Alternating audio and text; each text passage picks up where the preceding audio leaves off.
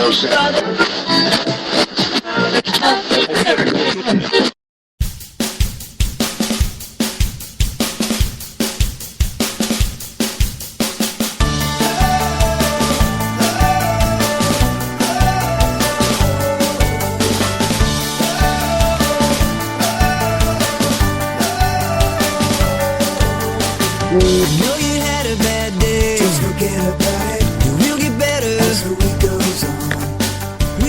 salut tout le monde! Salut Derek Aucoin qui est ici avec vous autres pour le show du midi. Quel plaisir commencer lundi, le 18 novembre, la première du show du midi. Une opportunité qu'on va avoir tous les jours de la semaine, dès midi, mais aussi que vous allez pouvoir télécharger. Parce que si vous manquez l'épisode, si midi à 12h30, ça ne fonctionne pas pour vous autres, ben, ça va être disponible sur le site du show du midi, leshowdumidi.com.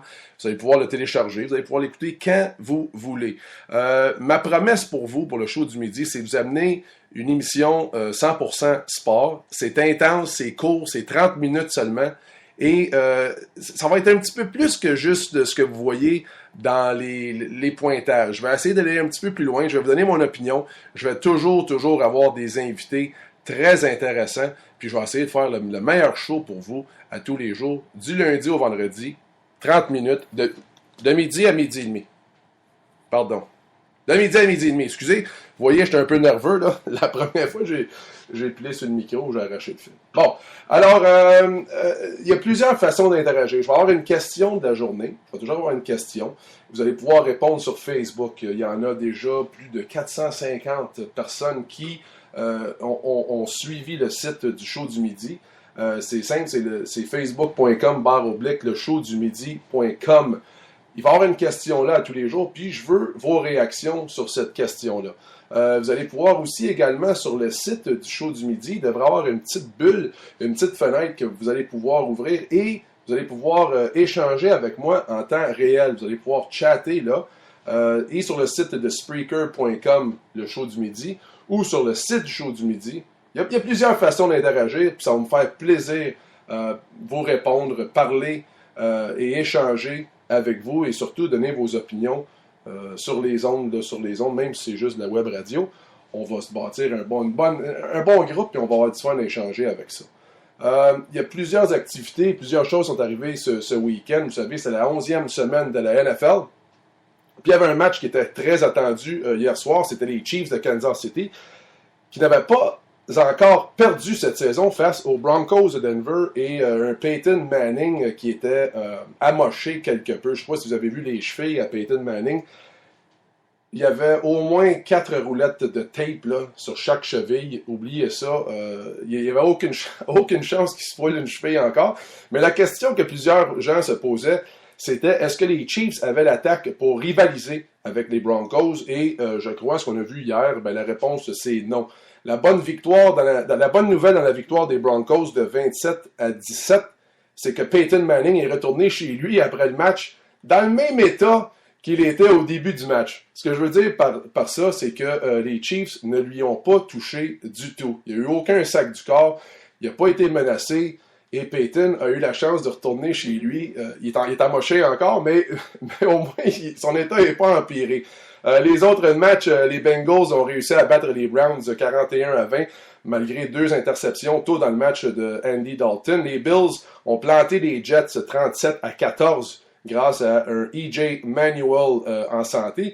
Les Buccaneers ont dominé les Falcons 41-28 et les Cards ont battu les Jaguars par 13.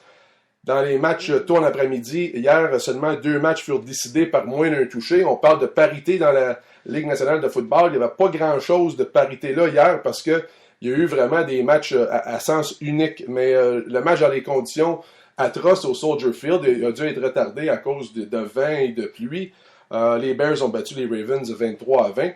Les Seahawks ont finalement battu les Vikings, ont facilement battu les Vikings 41-20. Et les Giants ont eu le dessus 27-13 contre les Packers, toujours sans Aaron Rodgers.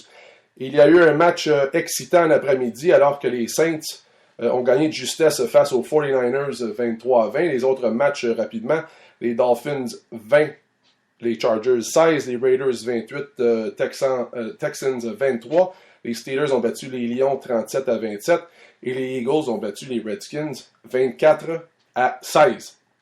Samedi soir, au MGM Grand de Las Vegas, avait lieu le grand gala du 20e anniversaire de la UFC. Et le combat principal, comme tout le monde savait, là, c'était Johnny Hendricks qui affrontait Georges Saint-Pierre.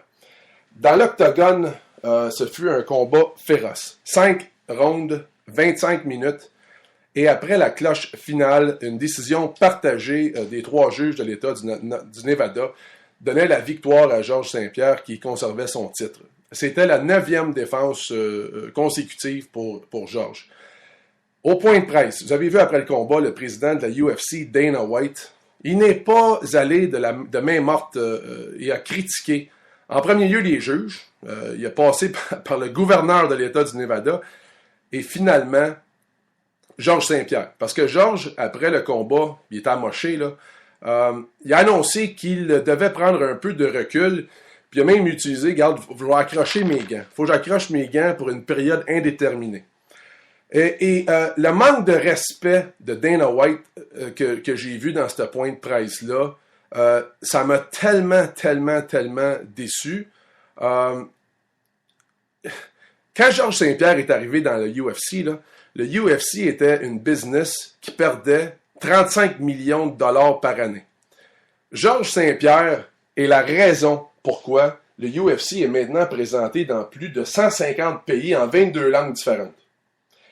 Georges Saint-Pierre est un des athlètes les plus connus de la planète.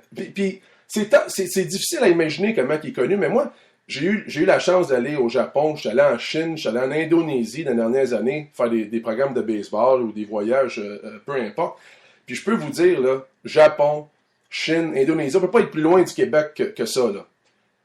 Puis quand le monde me demande d'où je viens, puis j'échange avec le monde, puis je parle, puis je disais que je venais du Québec, là, vous en reviendriez pas du nombre de gens qui me regardaient, puis ils souriaient. Ah oui, Georges Saint-Pierre, GSP, Rush Saint-Pierre.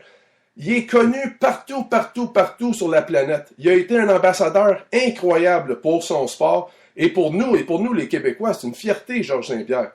Dana White, dans un manque de respect flagrant vis-à-vis celui qui l'a nourri pendant les 7 dernières années, a dit que Georges devait retourner dans l'octogone au plus vite, car, et ça, il a dit, il doit ça à la ceinture, il doit ça à Johnny Hendricks, il doit ça aux fans, aux amateurs, et il devait ça au UFC, à la compagnie. Moi, là, tant qu'à moi, là, mesdames et messieurs, Georges Saint-Pierre et le UFC sont quittes. Sont kiff-kiff, sont égales. Georges doit rien à personne. Est-ce que Georges Saint-Pierre doit beaucoup à la UFC pour la vie qu'il a maintenant, pour les centaines de millions qu'il a? Ah oui, ok, oui, absolument. C'est à cause de UFC que ces combats-là, c'est à cause de ça que Georges Saint-Pierre est Georges Saint-Pierre, c'est à cause de ça qu'il est connu. Mais la UFC et l'expansion de celle-ci, c'est à cause de Georges Saint-Pierre. Georges a fait beaucoup d'argent, des centaines de millions. Je pense qu'au minimum, il faisait 14 millions pour son combat samedi soir. Mais Georges a tout donné. Comme il a dit dans son point de presse, il a laissé son âme dans l'octogone. Il a tout donné. Georges Saint-Pierre, là, juste pour vous donner quelques chiffres, il a passé 5 heures, 28 minutes et 12 secondes dans l'octogone. En tout, là. Il n'y a pas un autre athlète qui arrive à la cheville. 5 heures, 28 minutes et 12 secondes en tout. Depuis qu'il est champion, Georges Saint-Pierre a reçu 875 coups significatifs. On parle beaucoup des coups significatifs, là, parce que c'est ça qui a tranché le débat samedi. Il n'a reçu, depuis qu'il est champion, 875. Ça, c'est selon les statistiques officielles, là. Puis près de la moitié de ceux-ci, soit 412, il les a reçus dans les 3 derniers combats. Est-ce que Georges a défendu son titre? On peut-tu dire là, qu'il l'a défendu, pas à peu près, là? Puis ça, là, c'est sans compter tout le temps que Georges a mis à l'entraînement. Tous les coups qu'il a reçus à l'entraînement. Regarde, je pense que Dana White, Georges Saint-Pierre, il en a assez de donner. Moi, là, j'espère sincèrement que la cloche qui a sonné à la fin du 5e round à Vegas samedi, là, c'est la dernière cloche pour Georges Saint-Pierre. Parce que l'homme que j'ai vu, moi, au point de presse samedi, là, quand il est venu après, qu'il est allé à l'hôpital, se faire arranger les yeux, se faire des points de suture, l'homme que j'ai vu avec le visage magané, là, coupé, massacré, ça là, selon moi, là, ce n'était que des blessures superficielles. Mais ça cache des blessures intérieures pas mal plus importantes. Des blessures que Georges ne veut pas parler, il y a des choses qui le dérangent, qui le gardent réveillé la nuit, mais il y a aussi des blessures qu'il sait peut-être même pas. Qu'il sait mais peut-être même pas. Georges Saint-Pierre, je le répète, ne doit rien au UFC. Il ne doit rien à moi, il ne doit rien à vous autres. Et surtout pas à Dana White. Georges est un champion, c'est une source d'inspiration pour des centaines de millions de gens autour de la planète. Georges Saint-Pierre doit s'occuper de ces problèmes-là qu'il a dit, le garde réveillé la nuit. Puis j'espère que tous ceux qui ont encaissé, là, tous ceux qui ont profité grandement de son ascension, de ses défenses de titre, de la personnalité qu'il est, j'espère que ceux-là, à cette heure, comme Dana White, lui tournent pas le dos. Maintenant que Georges a peut-être besoin d'eux autres plus que jamais. Il a besoin de support, il a besoin d'encadrement. Il n'a pas besoin de la pression, il n'a pas besoin de se faire dire qu'il doit, pour Johnny Hendricks, pour les amateurs, qu'il doit remonter dans l'octogone. Georges Saint-Pierre est un champion. Il a tout donné à ce sport-là. Puis on en parle de ce sport-là uniquement à cause de lui. Puis il ne doit rien à personne. Fait que Georges, prends soin de toi. Puis tu as gagné le combat. Les experts qui regardent ça, là, il fallait que Johnny Hendricks le batte un petit peu plus, qu'il soit un petit peu plus convaincant que ça. Là. Puis Johnny Hendricks qui dit qu'il a utilisé seulement 70-75% de sa force, là, ben écoute, il l'a perdu. Là. Johnny Hendricks ne peut pas se déclarer champion, c'est Georges Saint-Pierre le champion, puis j'espère qu'il se retire comme ça. Il ne doit rien, absolument personne. Alors c'est ça, c'était mon opinion sur ce combat-là, un combat qu'on a regardé tard dans la nuit, là. C'était quand même, ça a commencé après minuit. Ma femme puis moi, on le louait à la maison, puis on a regardé ça tranquille, mais c'était 5 rounds. C'était très difficile à regarder parce qu'une couple de fois, Georges aurait pu perdre le combat, puis il était vraiment là, il tirait par un fil, puis la marque du champion qui a trouvé une façon. Il a trouvé une façon de s'accrocher, d'amener ça à 5, et même de se battre au 5e round, c'est incroyable. Et Georges Saint-Pierre, regarde, moi je souhaite que, vraiment, comme j'ai dit plus tôt, que la cloche qui a sonné samedi, après la fin du 5e round, ce soit la dernière pour Georges. J'ai parlé avec Martin Maguire un petit peu plus tôt aujourd'hui. Là, il est à la pratique du Canadien. Il n'y avait rien de spécial là. Ils ont eu une journée de congé hier. Ce matin, la pratique, ils ont commencé un petit peu du travail d'extra. Les joueurs des attaques, l'attaque à 5 sont sortis. Ils ont travaillé une vingtaine de minutes là-dessus. Et après ça, le reste de l'équipe est sauté sur la patinoire. Et le premier exercice, intéressant, on parle beaucoup du manque de production à 5 contre 5. Donc, le premier exercice, juste pour votre information, on a impliqué les défenseurs plus dans la zone adverse. Donc, les défenseurs qui coupaient vers le centre et on trouvait une façon, là, avec 3 attaquants qui travaillent sur le long des rampes, mais qu'un défenseur puisse venir supporter l'attaque. Puis ça, c'était le premier exercice aujourd'hui. On essaie de trouver des moyens, évidemment, de marquer et de marquer plus de buts à 5 contre 5. J'ai eu la chance aussi plutôt de parler avec Ron Fournier. C'était très intéressant. Il y a 2 parties à l'entrevue. Je vais vous présenter la première partie et du même coup, je vais embarquer, moi, pendant que vous écoutez ça, sur les réseaux sociaux, sur notre page. On va voir les réponses à ma question du jour. La question du jour, la voici. 24% des matchs de la LNH jusqu'à maintenant cette saison ont terminé égal, ont dû aller à la période de prolongation.